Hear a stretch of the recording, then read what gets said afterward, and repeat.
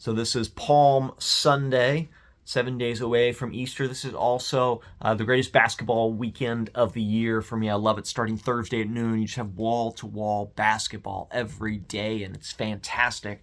And I maybe know 5 players in the entire men's and women's tournaments, but I find myself end up rooting for Grand Canyon University, for Samford, for whoever's playing against Duke. And you get caught up in it. It's so exciting. You see these Cinderella teams advance, and you just want them to keep going, but they inevitably always run into a bigger, stronger opponent that they can't beat. The shots don't fall, and they lose. And that's kind of the story of the human race. Today we're looking at the prayer of Jabez, who prayed to enlarge his territory. And we can pray that same prayer.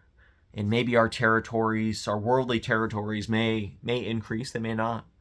But inevitably, we run up against opponents that we cannot defeat. We can't defeat the powers of sin and brokenness and death. They're within us. They're around us. They are a reality in the world.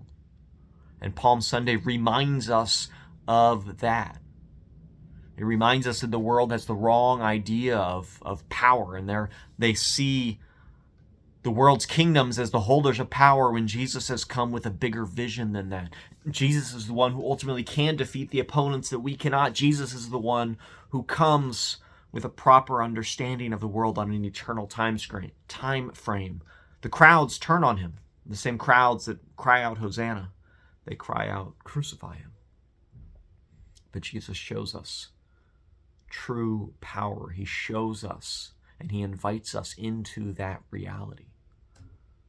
And so as we pray for our territory to be increased, may we keep our eyes on the right opponent and realize that Jesus has fought the opponent that matters, and that our territory, our eternal territory, our eternal kingdom that is safely in God's hands, and even worldly setbacks doesn't mean that God is not with us.